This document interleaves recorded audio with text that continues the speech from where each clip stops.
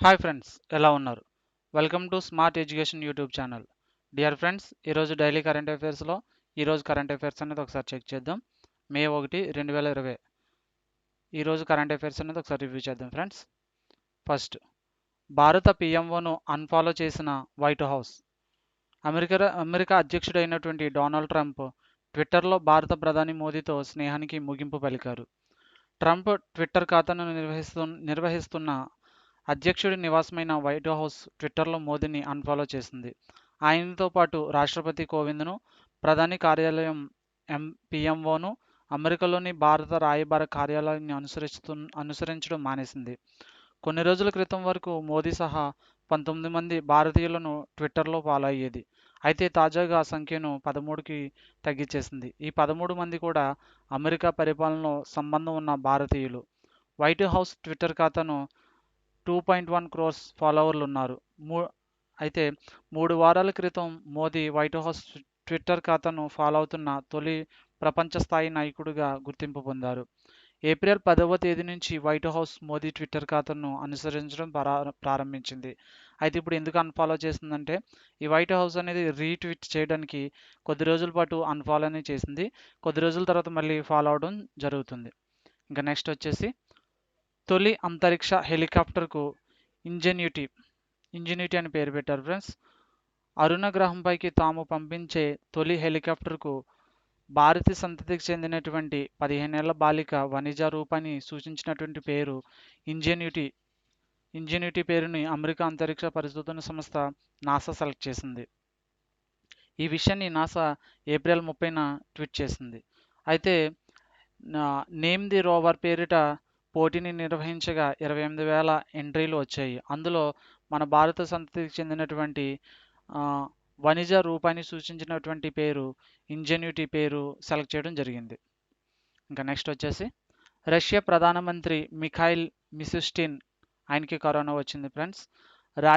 Russia ప్రధానమంత్రి Mikhail Mishustin corona బారిన పడ్డారు. పరీక్షలో తనకి కరోనా పాజిటివ్ అని తేలిందని, స్వీయ నిర్బంధంలో ఉంటానని ఏప్రిల్ 30న ఆయన ప్రకటించారు.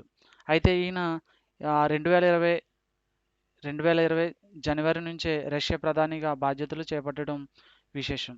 అయితే ఇప్పటివరకు రష్యాలో కరోనా కేసుల సంఖ్య 1,00,000 దాటగా 1,073 మంది మృత్యువాత పడ్డారు. ఏప్రిల్ 1న 3,000 ఉన్న కేసులు మే 1 నాటికి 1,00,000 చేరడం ఆందోళన కలిగిస్తుంది. ఇంకా నెక్స్ట్ వచ్చేసి, భారత ఫుట్బాల్ ఆటగాడు గోస్వామి కన్నుమూశారు. భారత విఖ్యాత ఫుట్బాల్ ఆటగాడు మూచాని గోస్వామి కన్నుమూశారు. ఈయన దీర్ఘకాలికంగా అనారోగ్యంతో ఉండడంతో 82 ఏళ్ల మాజీ సారథి ఈయన కోల్కతాలో ఏప్రిల్ 30న ఈయన కన్నుమూశారు ఫ్రెండ్స్. అలాగే బంగ్లాదేశ్లో జన్మించినటువంటి ఈయన జనవరి 15న 1938లో ఈయన జన్మించారు. గోస్వామి సారథ్యంలో జాతీయ ఫుట్బాల్ జట్టు అంటే మన ఇండియన్ జట్టు 1962లో ఆసియా క్రీడల్లో స్వర్ణం, అలాగే 1964లో ఆసియా కప్లో రజతం గెలిచింది. అలాగే 1956 నుంచి 1964 మధ్య కాలంలో 50 అంతర్జాతీయ మ్యాచ్లు ఆడి 13 గోల్స్ను గోస్వామి, అలాగే 1960 రోమ్ ఒలింపిక్స్ మన ఇండియన్ తరపున ప్రాతినిధ్యం వహించాడు. అయితే ఈయన 1962లో అతను ఆసియా ఉత్తమ స్పెక్టర్ అవార్డు అందుకున్నాడు. మన ఇండియన్ ప్రభుత్వం ఆయన్ను అర్జున అవార్డు 1963లో ఇచ్చింది.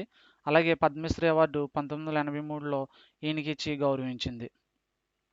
ఈయన ఫుట్బాల్ ఆడడమే కాదు, క్రికెటర్ కూడా. ఈయన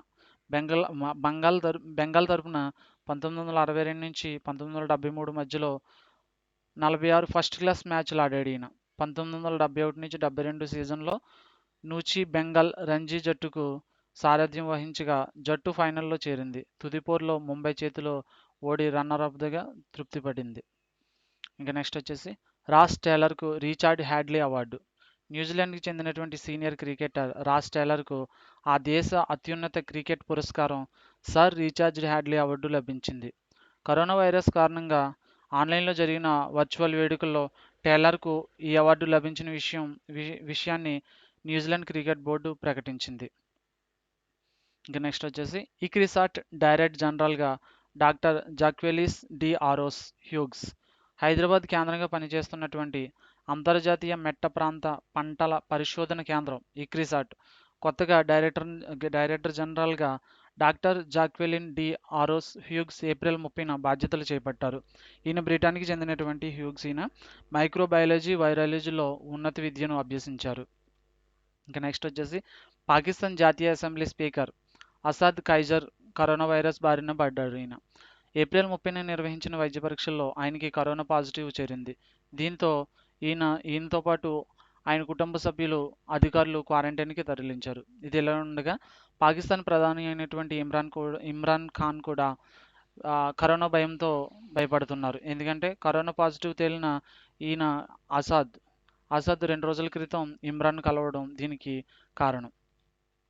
ఇది ఇలా ఉండగా ముందస్తు జాగ్రత్తలు ప్రధానికి వైద్య పరీక్షలు నిర్వహిస్తున్నారు. ఇప్పటివరకు అందిన సమాచారం మేరకు పాకిస్తాన్లో 16,353 పాజిటివ్ కేసులు నమోదు అయ్యాయి. ఇంకా నెక్స్ట్ వచ్చేసి ప్రధాని మోదీకి ముఖ్యమంత్రి జగన్ లేఖ. కోవిడ్-19 నేపథ్యంలో రాష్ట్రంలో పరిశ్రమల రంగం తీవ్ర సంక్షోభాన్ని ఎదుర్కొంటుందని, కేంద్రం ఆదుకుంటే తప్ప పరిశ్రమలు తిరిగి పుంజుకునే అవకాశం లేదని ముఖ్యమంత్రి వైఎస్ జగన్మోహన్ రెడ్డి గారు ప్రధానమంత్రి నరేంద్ర మోదీ గారికి లేఖ రాశారు. జాతీయ తయారీ రంగంలో ఉత్పత్తి ఎగుమతుల్లో ఆంధ్రప్రదేశ్ పరిశ్రమలకు గణనీయమైన భాగస్వామ్యం ఉందని, రాష్ట్రంలో పరిసరాల రంగం నిలదొక్కుకోవడానికి సహకారం అందించాలని కేంద్ర ప్రభుత్వానికి విజ్ఞప్తి చేశారు. ఈ మేరకు ప్రధానికి ఏప్రిల్ 30న ఆయన లేఖ రాశారు. ఏ రంగాల్లో సహకారం కోరుతున్నదనేది లేఖలో పూర్తిగా వివరించారు. ఇంకా నెక్స్ట్ వచ్చేసి మెగా చమురు ప్రాజెక్టుకు పర్యావరణ అనుమతి. నిర్మాణ రంగ దిగ్గజ mega engineering and infrastructures meal MEIL గుజరాత్లో తలపెట్టిన చమురు సహజ వాయు వెలికితీత గనుల అభివృద్ధి ఉత్పత్తి ప్రాజెక్టుకు కేంద్ర పర్యావరణ మంత్రిత్వ శాఖ అనుమతి ఇచ్చింది. పఠాన్, మొహాసా జిల్లాల్లో ఈ ప్రాజెక్టు ఉంది. కాగా గుజరాత్, అస్సాంలో company 2 mega offshore oil ఫీల్డ్స్ను 2018లో దక్కించుకుంది.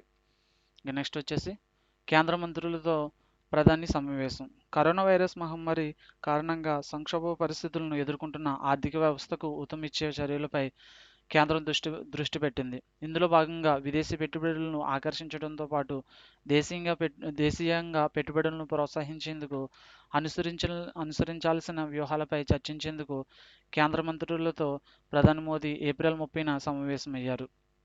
అయితే చైనాపై అంతర్జాతీయంగా వ్యతిరేకత వ్యక్తమవ్వడం, పలు కంపెనీలు ఇతర దేశాల వైపు చూడడం తదితర పరిణామాలపై నేపథ్యంలో అత్యున్నత స్థాయి సమావేశం ప్రాధాన్యం సంతరించుకుంది. Okay, thank you dear friends. Thank you for watching this video. Dear friends, మీరు ప్రతిరోజు డైలీ కరెంట్ అఫైర్స్ అప్డేట్స్ కావాలంటే కనుక మీరు ఈ ఛానల్ అనేది సబ్స్క్రైబ్ చేసుకోండి. స్మార్ట్ ఎడ్యుకేషన్ యూట్యూబ్ ఛానల్ని సబ్స్క్రైబ్ చేసుకోండి. సబ్స్క్రైబ్ చేసుకోవడం వల్ల మీకు నేను పెట్టే డైలీ కరెంట్ అఫైర్ అప్డేట్స్ అనేవి మీకు నోటిఫికేషన్ వస్తుంది. తద్వారా మీరు మిస్ అవ్వకుండా ఈ కరెంట్ అఫైర్స్ అనేవి మీరు నేర్చుకోవచ్చు. ఇవి కాంపిటేటివ్ ఎగ్జామ్స్కి మీకు బాగా ఉపయోగపడతాయి. ఈ వీడియో మీకు నచ్చినట్లయితే లైక్ చేయండి, షేర్ చేయండి, కామెంట్ చేయండి. సబ్స్క్రైబ్ చేసుకోవడం మర్చిపోవద్దు. Thank you. Have a nice day.